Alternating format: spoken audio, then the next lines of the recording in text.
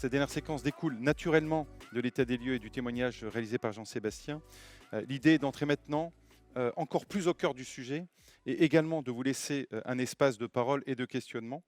Donc, je rappelle le chat pour partager vos remarques et ressentis. Et puis, les questions, continuez à les poser au fil de l'eau sur le module qui est à votre disposition et pour cette séquence de conférences débat. Il est temps pour nous donc d'inviter Isabelle Guyader qui est sur le plateau, Sophie Robert-Velou qui est en visio, Christophe Samples qui est en visio également et Bruno Roche. Et merci de nous rejoindre pour cette dernière séquence. Merci infiniment à vous quatre d'être présents ce soir et de nous donner du temps pour mener cette conférence débat avec, autour de ce thème clé pour aujourd'hui et pour demain. Mais avant de passer la parole à notre animateur, laissez-moi juste vous présenter en un mot qui sont nos invités de ce soir.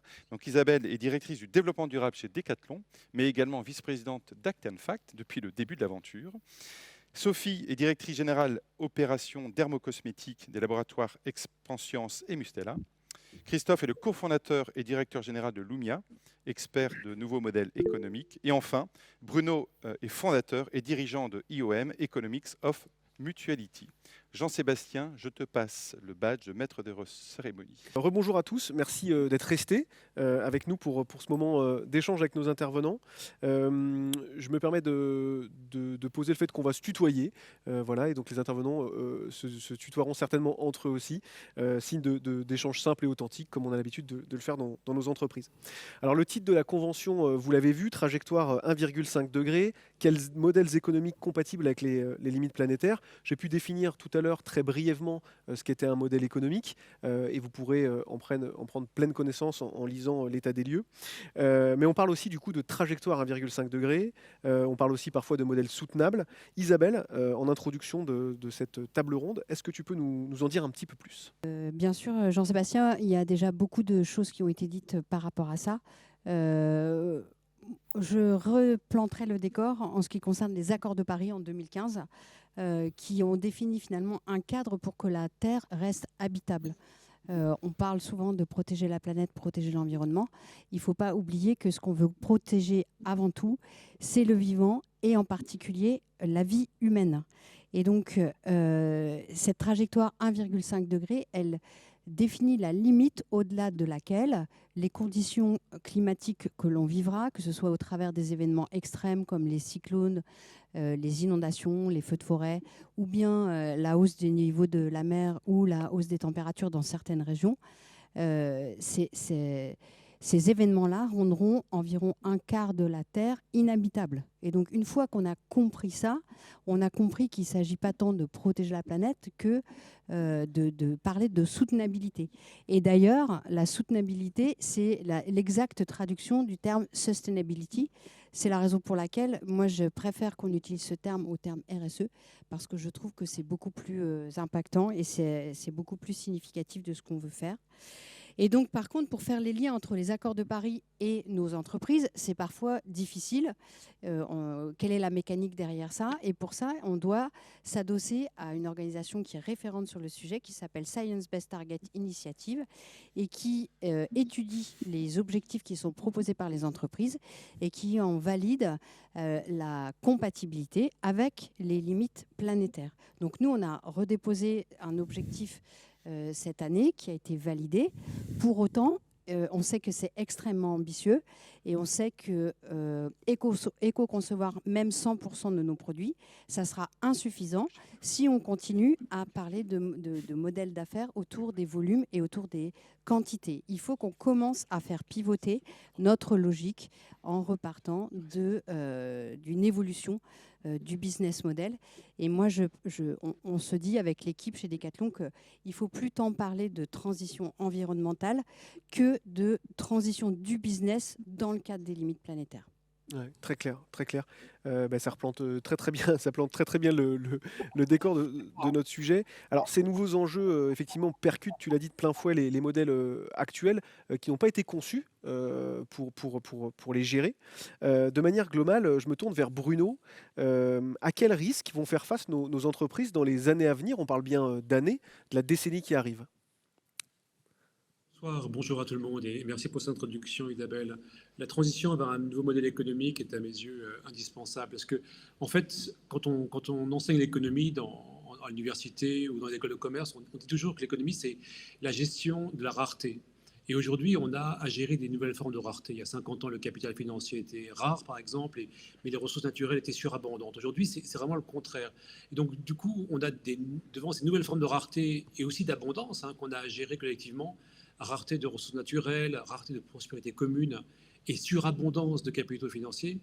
Et quand on couple ça avec la taille et l'influence grandissante des entreprises multinationales, dont certaines font partie sur ce plateau, eh bien, il y a vraiment un besoin de repenser ce que c'est que la création de la valeur. Et notre argument à nous, c'est qu'il y a de nouvelles lois du profit qui doivent être écrites. Alors, le nouvel horizon de l'économie, c'est plus du tout la maximisation du profit pour les actionnaires, comme l'avait conçu Milton Friedman, le fondateur de l'école de Chicago dans les années 70, mais c'est plutôt la gestion de ces nouvelles formes de rareté et la prise en compte de la responsabilité de nouvelles entreprises, des investisseurs, mais aussi du gouvernement, qui devront en fait administrer cette nouvelle situation. Et le troisième point que peut-être je voudrais dire, c'est que la création de valeur atteint aujourd'hui une nouvelle frontière.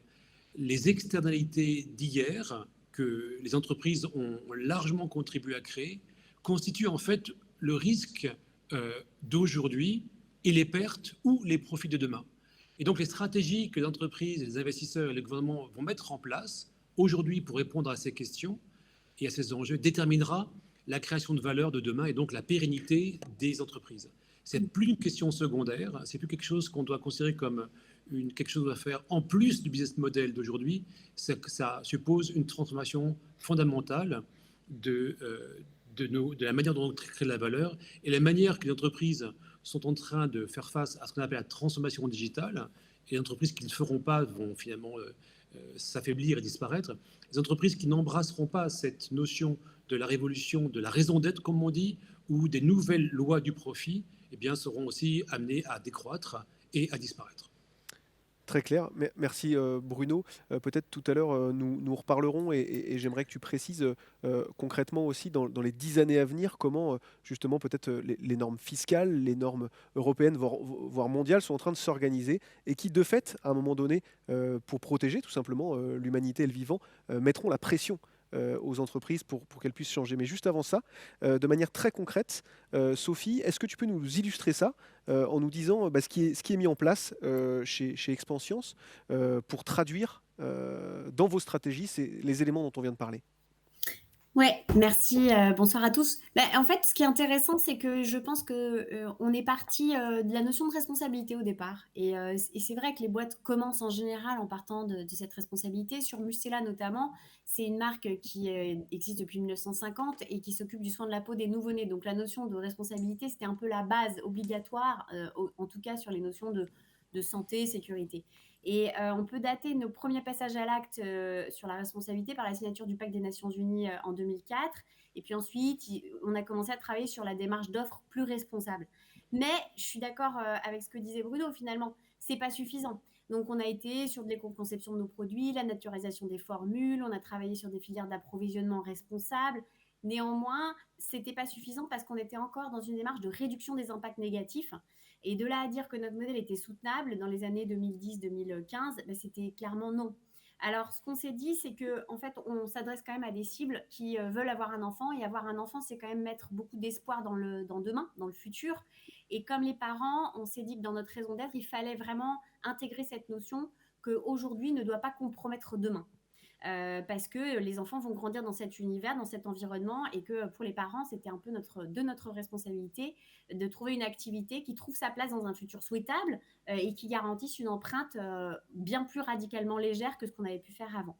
Donc, ce qu'on a fait en 2018, c'est qu'on est passé sur le statut B Corp et on s'est engagé à contribuer aux objectifs de réduction des gaz à effet de serre en visant la neutralité carbone pour 2030. Et ça veut dire quoi? Ça veut dire qu'aujourd'hui, vous parlez de Science-Based Target, on est vraiment sur une démarche aujourd'hui de comptabilisation de notre impact carbone et puis de regarder sur tous les postes, à tous les niveaux de l'entreprise, ce qu'il faut qu'on fasse pour arriver à cette réduction. Évidemment, ce n'est pas de la compensation qu'on va rechercher à faire, c'est de la réduction. Donc, on est sur un travail sérieux, engageant, déterminant pour notre modèle de croissance. On vient de lancer Mustela en Chine il y a quelques temps. On se rend compte à chaque fois qu'on a des bons résultats, on est à la fois content et mécontent parce qu'on sait que chaque point de croissance supplémentaire va rendre notre travail encore plus difficile. Donc oui, c'est un sujet un peu tabou dont on n'ose pas trop parler, la décroissance, mais enfin aujourd'hui, on est en train de se l'adresser à nous-mêmes parce qu'on se rend compte que la marge devient plus haute chaque année. Donc plus récemment, là, il y a quelques mois, on a décidé d'élargir la démarche de Mustela à l'ensemble de l'entreprise en passant société à mission et avec notamment 2 objectifs de mission dont j'avais envie de parler, qui étaient le premier, contribuer à l'atteinte des objectifs climatiques planétaires et à la protection de la biodiversité, d'une part, et le deuxième objectif, qui est sur les business models, puisque notre objectif, c'est de mobiliser nos écosystèmes et toutes nos communautés pour construire un modèle d'affaires à impact positif sur la société. Et peut-être j'aurai l'occasion de rentrer plus dans le détail pragmatiquement de ces modèles d'affaires auxquels on est en train de réfléchir. Magnifique. Et en plus, tu nous fais un teaser de la suite, quoi. C'est incroyable. Et pour faire le lien avec ce que vous dites, c'est que les entreprises de l'écosystème dont on fait partie ont tout un ADN commun. Tu l'as dit, Bruno aussi, celui d'avoir intégré depuis longtemps un sens, une raison d'être au cœur des stratégies.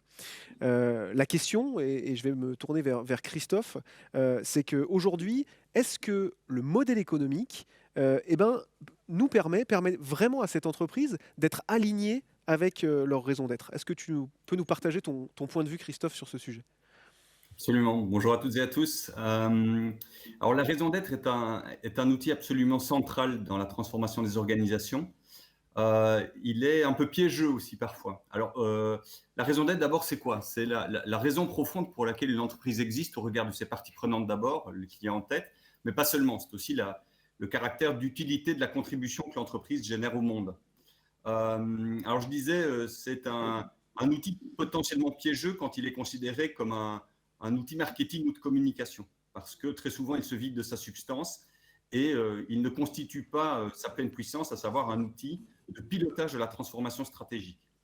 Qu'est-ce que je veux dire par là? Je veux dire que quand on a une raison d'être qui est bien posée, et je reviendrai sur les critères qui définissent une raison d'être bien posée, la question qui suit, c'est est-ce que mon modèle économique met correctement en œuvre cette raison d'être de manière pleine et entière? Ça veut dire que la raison d'être nous permet d'interroger le niveau de cohérence de notre modèle économique. Je vous donne un exemple.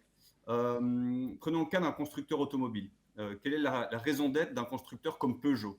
La raison d'être de Peugeot aujourd'hui, c'est assurer la liberté de mouvement en offrant une mobilité qui soit sûre, durable, abordable et agréable. Ça, c'est la raison d'être du constructeur Peugeot. Regardons son modèle économique. Un modèle économique de vente de véhicules à l'unité. Ça veut dire quoi? Ça veut dire que pour se développer, Peugeot a l'exigence de mettre sur le marché toujours plus de véhicules, de mettre sur la route toujours plus de véhicules. Or, que se passe-t-il quand on pousse la logique de développement de ce modèle économique?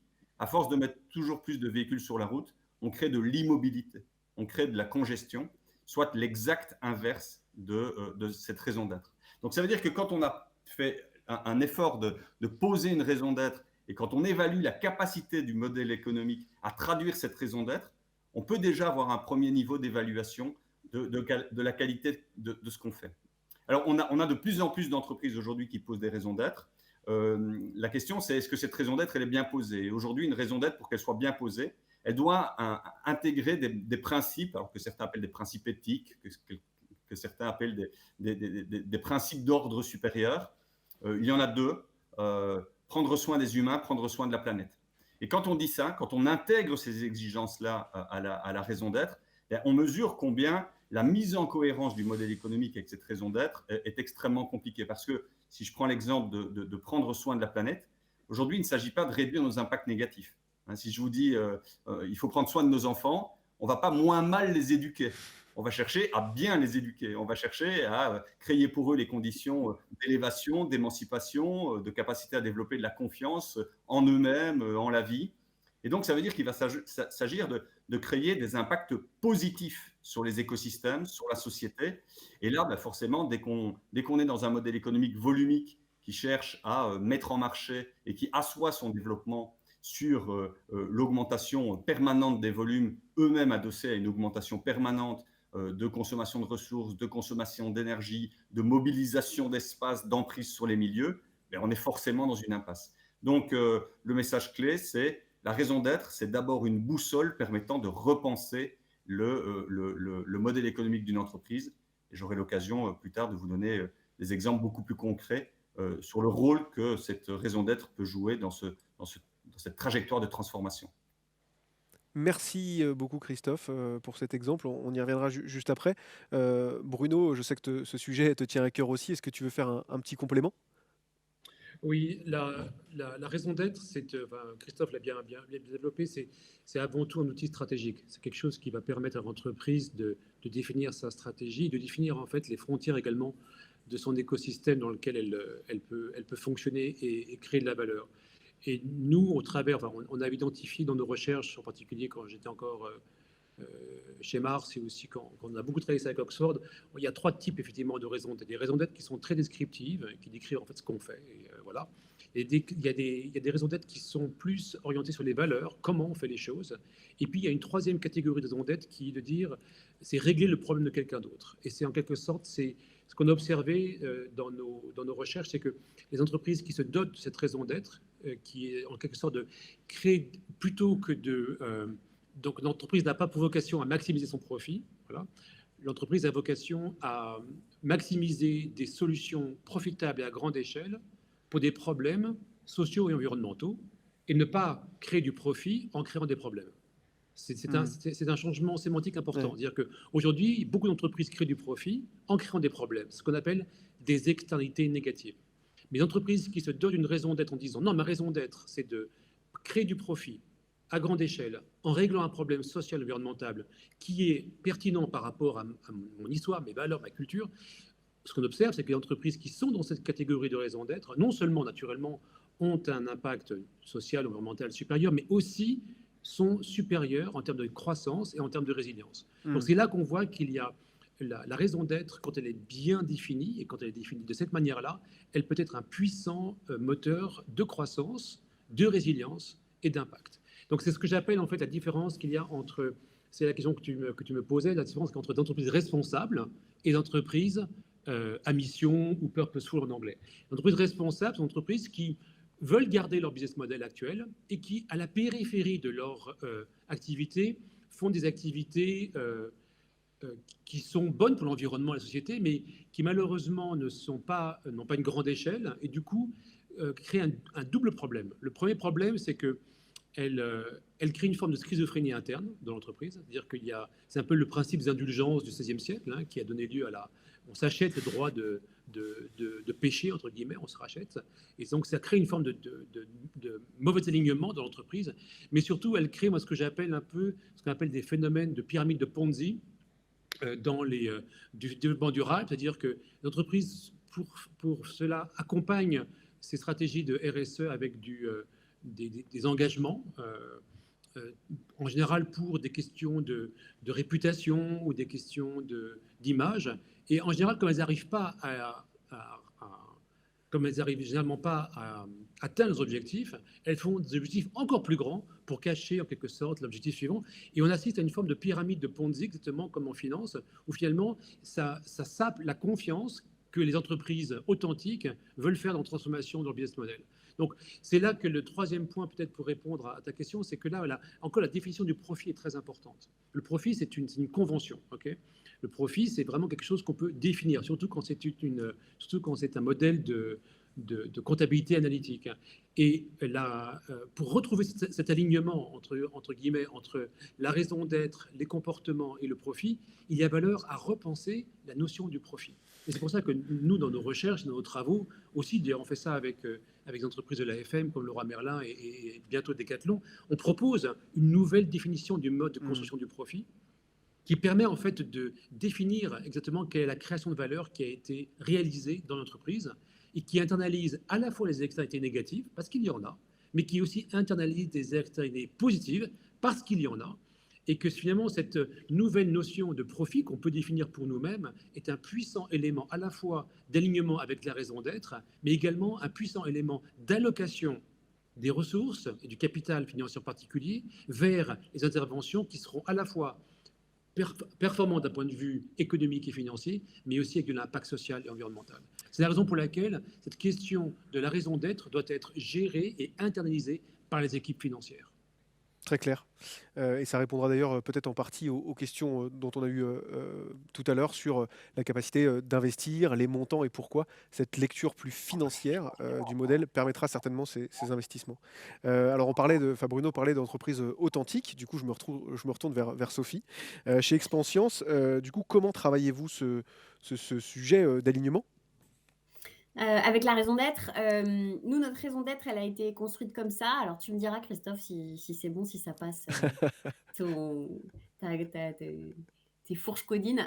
Nous, c'est contribuer à la sérénité des parents pour qu'ils élèvent des enfants en bonne santé dans un environnement en bonne santé. Alors c'est large, ça peut s'éloigner parfois de la peau et des produits, mais on pense qu'il y a aussi des services et qu'il y a un tel mal-être des parents dans le monde entier qu'aujourd'hui, on peut tout à fait envisager d'ailleurs que notre business model évolue et sorte à un moment ou à un autre d'un certain nombre de catégories qu'on a. Et notre manière de fonctionner, c'est qu'à chaque fois qu'on se pose une question sur une offre, sur un produit, qu'est-ce qu'on va vendre, quelle valeur on va apporter, comment on va concevoir ce produit, qu'est-ce qu'on va mettre dedans en considérant évidemment l'ensemble de la chaîne, comment on va le distribuer, son emballage, son transport, et puis aussi quelle sera sa fin de vie, qui peut être dans une poubelle, dans un compost ou bien dans l'embouchure d'un fleuve, il faut être très clair sur les lingettes notamment. Et ben, on pose la question en prenant le prisme de notre raison d'être. Et systématiquement en se disant, est-ce que ce produit ou ce service, lorsqu'on va le lancer, effectivement aura le moins d'impact négatif sur l'environnement, mais surtout, est-ce qu'il répond à notre raison d'être? Est-ce qu'il va vraiment apporter de la sérénité aux parents? Parfois, faire un produit de plus, ça va plutôt les embrouiller qu'autre chose. Donc, parfois, on décide de ne pas lancer un produit parce qu'on se rend compte que c'est plutôt pas un service à leur rendre. Est-ce que la fin de vie de ce produit ne va pas générer des externalités négatives terribles? Les lingettes, aujourd'hui, c'est un coût monstrueux pour les collectivités territoriales puisque ça bouche les canalisations de toutes les villes. Donc, il y a tout un travail justement à sortir de cette catégorie parce qu'on sait qu'au fond, OK, c'est un gain de temps quand vous êtes dans le train avec votre bébé. Donc, c'est difficile de dire aux parents on va l'arrêter parce qu'eux-mêmes nous disent c'est quand même bien pratique. Néanmoins, quand on fait la somme de toutes les externalités négatives de ce produit qui fait quand même 25% de mon chiffre d'affaires, en France notamment, eh bien, on se rend compte qu'il faut en sortir. Donc, on est par exemple en train d'organiser la sortie de cette catégorie. On se donne 3 ans pour le faire et en parallèle de ça, on les a rendus compostables, etc. Mais ce ne sera pas suffisant, ce ne sera jamais un business propre. Donc, il faudra en sortir, c'est très clair et c'est prévu, c'est planifié. Après, nos ambitions à 2030, quand on revoit justement notre manière de travailler et d'écrire notre plan de développement, il y a 3 prismes, 3 grands objectifs. Tendre vers le zéro déchet et refuser le packaging. Donc, nécessairement, on va peut-être petit à petit, purement et simplement, arrêter de faire des gels lavandou et on va passer au solide. Ce ne sera pas facile, mais voilà. Ou, en parallèle de ça, on lance un projet de bouteilles rechargeables en pharmacie qui est déjà présent dans 25 villes en France. On teste des tas de choses pour essayer d'amener petit à petit les consommateurs à nous suivre, parce que ce n'est pas toujours le cas, sur des démarches et des prototypages de démarches plus responsables et qui les engagent, en fait, eux-mêmes se sentent plus sereins et plus fiers quand ils utilisent une bouteille qu'ils ont rechargée dans une pharmacie. Le deuxième axe, c'est rendre plus à la planète que ce qu'on a pris et prendra. Alors, ce n'est pas un axe qu'on communique parce qu'on n'y est pas du tout. Donc, je vous le communique à vous, mais ça reste vraiment un axe interne. Et donc là, on travaille sur la décarbonation, sur la CV de nos ingrédients les plus importants en volume, et puis sur l'intégration aussi d'upcycling de nos ingrédients pour surtout pas, d'ici 2030, voler en fait des matières premières végétales qui seront nécessaires pour nourrir la population et plutôt travailler sur du coproduit de l'alimentaire de manière à pas se substituer, à ce que faire des cosmétiques ne soit pas quelque chose qui affame certaines populations. Et puis le troisième point, c'est être aux côtés des parents pour élever ces fameuses générations en bonne santé sur une planète en bonne santé. Et là, on a travaillé sur des causes locales parce que je suis présente en Turquie, en Chine, au Brésil, aux États-Unis, au Mexique, dans pas mal de pays, et la situation de la parentalité est hyper différente d'un pays à l'autre. Donc là, on va travailler par exemple sur, pour les parents polonais aujourd'hui qui vivent dans une situation quasiment, assez peu démocratique finalement. Il y a eu pas mal de problèmes de mort en couche parce que les hôpitaux osent plus pratiquer des avortements même lorsqu'ils sont à vertu thérapeutique. Bon, bah là, travailler sur la cause en Pologne, ça a été le droit des familles connaître leurs droits, être capable de se défendre sur leur santé. Ça va être les violences conjugales en Turquie, ça va être plein de sujets différents en fonction des pays et des besoins de la parentalité. Voilà, j'espère que j'ai pas été... Je peux dire une chose, Sophie, parce que je trouve que bien sûr, le sujet justement de la sérénité des parents, c'est un très bel exemple justement de ce que c'est qu'une raison d'être qui fonctionne. C'est-à-dire qu'à ce moment-là, on prend un vrai pain point, un vrai irritant qui est pertinent par rapport à ton écosystème et qui n'est pas forcément relié d'ailleurs au produit. Le produit est presque un prétexte en quelque sorte pour atteindre. Et par exemple, l'exemple que je vais prendre, peut-être qui va te parler, c'est un travail qu'on avait beaucoup étudié, c'est l'exemple de Novo Nordisk, qui est une société qui a vocation au départ à vendre de l'insuline pour le traitement du diabète. C'est poser des questions dans le sens, est-ce que notre raison d'être, c'est de vendre plus d'insuline pour traiter le diabète, ou au contraire, prendre le problème de l'autre côté, qui est de dire éradiquer le diabète. Et c'est un exemple très intéressant parce que c'est une raison d'être qui signifie la fin du business model d'aujourd'hui. C'est-à-dire que s'ils réussissent à éradiquer le diabète, entre guillemets, eh bien, il n'y a plus de business d'insuline. Mais c'est un exemple un peu extrême, mais qui montre que cette entreprise qui a fait ce choix assez audacieux de prendre une raison d'être qui signifiait la fin de son business d'aujourd'hui, a été un puissant moteur d'innovation, d'orchestration des acteurs d'écosystème, et qui aujourd'hui les place dans une position privilégiée d'appel d'offres, etc. Donc, c'est là qu'on se rend compte qu'en quelque sorte, ce cheminement d'une raison d'être auto-centrée vers une raison d'être excentrée, donc comme un peu une forme de révolution copernicienne où on n'est plus au centre de son écosystème, mais qu'on devient en quelque sorte un orchestrateur des parties prenantes vers une raison, vers quelque chose d'extrêmement précis qui est, par exemple, le problème de la parentalité, qui est très différent en Pologne, au Mexique ou en France, mais ça reste quand même malgré tout un sujet très important. Ça, c'est un puissant moteur à la fois de performance et d'impact. Donc je te félicite parce que c'est vraiment l'exemple presque typique de ce que c'est qu'une bonne raison d'être pour driver pour être un vecteur de croissance, de performance, mais aussi d'impact. Merci Sophie et merci ton commentaire Bruno. Il y a un petit temps de questions-réponses puisque vous êtes nombreux à nous poser des questions. Alors première question, comment concilier croissance et impact ? Est-ce conciliable ? S'il y avait une première pierre à poser dans la mutation de nos business models, un premier pas à réaliser, lesquels seraient-ils ? Qui veut se lancer ? Christophe. Bah oui, Christophe, évidemment. Alors moi, je veux bien dire quelque chose sur le sujet. Peut-on concilier croissance et impact ? Ça dépend de quel type de croissance on parle. Parce que, tu l'as dit tout à l'heure, Jean-Sébastien, dans le cadre de ton intervention, est-ce que c'est la croissance des contenus matériels énergétiques de ce que nous produisons, ou est-ce que c'est d'autres types de croissance ? Moi, j'ai essayé de faire un exercice qui était intéressant, c'était dans le cadre d'un fabricant de poids lourds. J'ai posé la question suivante, à savoir, est-ce qu'un fabricant de poids lourds peut envisager de manière volontaire une réduction du nombre de camions et de la circulation associée sur la route. Alors, quand vous projetez cette question-là dans le modèle économique d'un fabricant de camions, vous faites exploser son modèle économique, bien évidemment. Et pourtant, par le truchement de l'impact, on arrive à reconstruire une architecture de valeur totalement nouvelle autour d'une injonction qui paraît a priori paradoxale. Comment ? En mentionnant ce que Bruno évoquait tout à l'heure, à savoir en reconstruisant complètement une équation de valeur autour des externalités, notamment en valorisant certaines externalités positives et en déplaçant complètement la logique de l'entreprise, non pas d'une logique de recherche de causes qui pourraient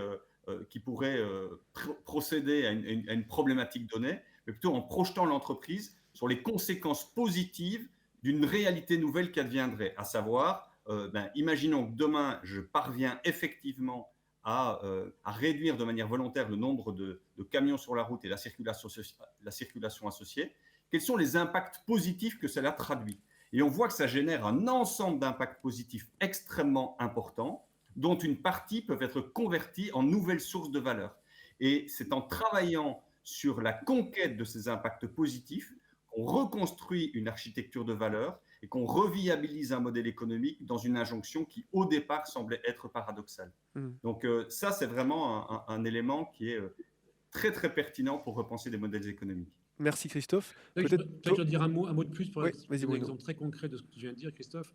Ça peut paraître un peu conceptuel tout ça, mais c'est des choses extrêmement simples. Là, je sais que je peux en parler un petit peu. On a travaillé depuis environ 2 ans avec Leroy Merlin, dans le groupe de l'AFM, et simplement en regardant la raison d'être de Leroy Merlin, qui est vraiment centrée sur l'habitat, et puis commencer à regarder les parties prenantes matérielles à cette raison d'être, que sont les artisans, les petits commerçants qui sont autour, on a pu identifier assez rapidement des points de tension, justement, en termes de capital social et capital humain, qui sont mesurables et qui peuvent être réglés, et qui, quand ils sont réglés, en quelque sorte, créent à la fois de l'impact social positif, mais également de la performance financière et économique de l'entreprise. Donc, il est possible, à travers une autre approche, entre guillemets, d'aller vers ce modèle économique qui allie impact et performance économique. Alors, c'est un chemin qui est long, parce que c'est pas un chemin qui est...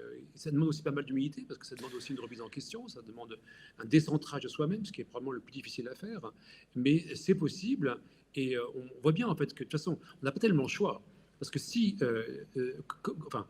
on n'adresse pas ces formes de rareté qui sont potentiellement fatales pour l'humanité et la planète, le modèle économique va les adresser par lui-même, soit par des guerres, des catastrophes naturelles, des guerres civiles. Donc, on a une fenêtre d'opportunité qui est assez courte. En fait. Et Bruno, il faut être prudent. Bruno, Et je voudrais juste dire un mot, parce que ça m'encourage. Ça fait une quinzaine d'années que je travaille sur ces questions-là. Mais je vois également que la régulation change. C'est-à-dire que, en particulier, la régulation en Europe change. Donc, sûrement, la plupart d'entre vous savent que d'ici 2024, l'Union européenne va mettre en place ce qu'on appelle une taxonomie, donc un modèle de reporting pour toutes les entreprises de plus de 250 salariés, ça veut dire entreprises privées ou publiques, ça veut dire à peu près 50 000 entreprises vont être concernées, à peu près 60% du PIB de l'Union européenne va être impacté par cette manière de rendre compte de sa performance. Et cette taxonomie qui s'appuie, ce qu'on appelle, sur une double matérialité, c'est-à-dire qu'on regarde l'impact de l'environnement sur l'entreprise, mais également l'impact de l'entreprise sur son environnement, va être un corpus, entre guillemets, structurel, qui va permettre de mieux comprendre, en fait, la véritable valeur ajoutée des entreprises, pas seulement financière, mais sur d'autres. Et ça va être la première étape vers une fiscalité. Et donc, il va y avoir, dans quelques années, et ça va se passer, à mon avis, dans la prochaine décennie, une mise en place d'une structure comptable, juridique, fiscale, qui va de toute façon contraindre les entreprises à des comportements plus responsables. Donc, c'est important que l'entreprise se prépare vers ce business model, parce que de toute façon, il va se mettre en place par la régulation. Merci Bruno. Merci. Isabelle, tu voulais commenter ce point également? Oui, parce que c'est complètement en lien avec la dynamique que je voulais vous partager, qu'on mène chez Decathlon, en partant de cette réglementation européenne qui est en cours de travail et qu'on surveille chez Decathlon. Et en fait, nous, on a un peu anticipé la définition d'un chiffre d'affaires durable que la taxonomie va nous inviter à cadrer beaucoup plus. Et donc, nous, on a essayé de prendre un peu les devants, parce que sur les volets économie circulaire, les guidelines ne sont pas encore sortis. Et donc, on a défini ce qui était pour nous un chiffre d'affaires durable, et qui était finalement notre capacité, nous, en tant que retailer historique, à réaliser du chiffre d'affaires sur autre chose que de la vente de produits neufs. Puisqu'on disait en introduction que c'était typiquement un modèle qui, de par les volumes que ça engendrait, était amené à rencontrer des limites planétaires. Et donc nous, on s'est attaché à se dire où est-ce que notre potentiel de création de valeur autrement que par la vente de produits neufs. Et donc on a intégré, peut-être de manière un peu simpliste dans un premier temps, toute la partie du chiffre d'affaires qui est liée à la réparation, également à la vente de produits d'occasion et au test autour de la location, l'abonnement. Je pense que dans le rapport que tu vas nous faire parvenir, Jean-Seb, ces éléments, tu as pu les constater. Et en fait, aujourd'hui, ce qu'on mesure, on a 1,4% du chiffre d'affaires global de Decathlon, mais je vous parle de Decathlon dans tous les pays du monde, on est présent dans plus de 60 pays, qui est réalisé grâce à autre chose que de la vente de produits neufs. À l'échelle de la France, c'est presque 3%. Il y a un décalage entre les pays en Europe et certains pays où, par exemple, en Inde, il est interdit de vendre des produits d'occasion. Donc, ils viennent juste d'obtenir la licence. Mais on voit bien que c'est une dynamique qui est lancée Alors, c'est pas facile parce que quand on a la chance d'être dans une entreprise qui fonctionne bien comme Decathlon et pour lesquelles les recettes depuis 40 ans, on ne voit pas pourquoi on les changerait parce que ça produit des résultats qui sont plutôt sympathiques. Et du coup, c'est difficile de convaincre tout un chacun d'opérer ce changement, quand bien même ils ont conscience que le modèle actuel aura une fin. Pourquoi se laver les mains entre la morgue et la salle d'accouchement? Une dernière question avant de passer à la prochaine dynamique. J'invite les intervenants là, dans les 20 minutes qui nous restent, 20-25 minutes de discussion, à essayer d'être le plus synthétique possible pour finir de couvrir les sujets. Une question néanmoins. Pensez-vous que cette révolution du sens se fera plutôt par des décisions top-down ou par une prise conscience globale de l'ensemble des collaborateurs? Qui voudrait apporter une réponse ou une... Ça va dépendre énormément de la culture entreprise. Dans le sens, il y a des entreprises qui sont organisées de manière très pyramidale, top-down, et là, c'est le management qui va effectivement prendre le lead, et les organisations qui sont beaucoup plus bottom-up, comme on dit en anglais. Et donc, vraiment, ça dépend. Mais de toute façon, il faut l'ensemble des deux. Il y a un moment où Oui, c'est ce que j'allais dire. Je suis assez d'accord avec Bruno. C'est un double mouvement. On ne peut pas imaginer que les salariés vont prendre le pouvoir seuls, sauf à être sur des écosystèmes déjà en réseau, très horizontaux, mais finalement, c'est assez peu d'entreprises, en tout cas en France. Donc, c'est très important que la gouvernance prenne son courage à deux mains et impulse un mouvement, et notamment sur le travail autour de la raison d'être. Parce que ça, c'est un truc, en tout cas, il faut lancer le travail sur la raison d'être. Après, cette raison d'être, il faut qu'elle soit écrite collectivement. Je pense que c'est hyper important. Et ensuite, une fois que la raison d'être est écrite, il y a forcément une feuille de route qui en découle. Et la feuille de route, elle doit, pour être activable, s'adresser à chaque métier de l'entreprise. Et pour ça, nous, en tout cas, on a travaillé sur notre feuille de route Impact 2030 avec des représentants de chaque métier et de chaque pays. Donc, il y a quand même eu 150 personnes de l'entreprise qui ont bossé pendant 6 mois sur des feuilles de route vraiment calées par sujet, par activité, par métier. Et ça permet derrière à ce que chacun se sente acteur. Donc, je pense que vraiment, c'est un double mouvement qui se nourrit l'un l'autre. Mais je voudrais rajouter aussi une chose peut-être, qui à mes yeux manque aujourd'hui. Enfin, en tout cas, je pense que c'est aussi très particulier à l'Europe. C'est-à-dire qu'il y a, je pense, un niveau de conscience qui est assez élevé au niveau des leaderships et même des employés. Les investisseurs également sont assez conscients de ces problèmes. Là où il y a vraiment presque un trou, entre guillemets, en termes de prise de conscience et de connaissance, c'est au niveau des administrateurs. Et donc, c'est surprenant parce qu'en fin de compte, c'est au niveau administrateur que doit se jouer ce genre de discussion. Mais moi, je fais partie de l'Institut français administrateur et j'étais frappé de voir en quelque sorte le manque simplement l'ignorance, entre guillemets, des administrateurs qui sont restés dans un mode de gestion très traditionnel, alors que c'est aussi à ce niveau-là que se prennent ce genre de décisions. Merci Bruno. Christophe, tu voulais... Je vais aller très très vite sur un truc là-dessus, Jean-Seb. C'est Oui. qu'aujourd'hui, il y a quand même des super comités de hacking avec des jeunes générations qui rentrent en fait en shadow committee à côté des comités de direction ou des conseils d'administration. Et c'est hyper intéressant de demander aux jeunes générations de juger nos décisions et nos plans. Parce que c'est souvent des gens qui vont avoir une perception de l'urgence bien plus forte que les personnes de plus de 40 ans ou 50 ans. Donc, ça existe aujourd'hui. Et je pense que ça peut être très utile que les administrateurs s'équipent de ces shadow committees de jeunes. Un vrai travail autour de la gouvernance. Christophe? Non? Écoute, je vais passer là. Magnifique, c'est bon. Tu vas aller à la question suivante parce que le temps file. Parfait. On va attaquer l'avant-dernière thématique. On a parlé contexte global, d'alignement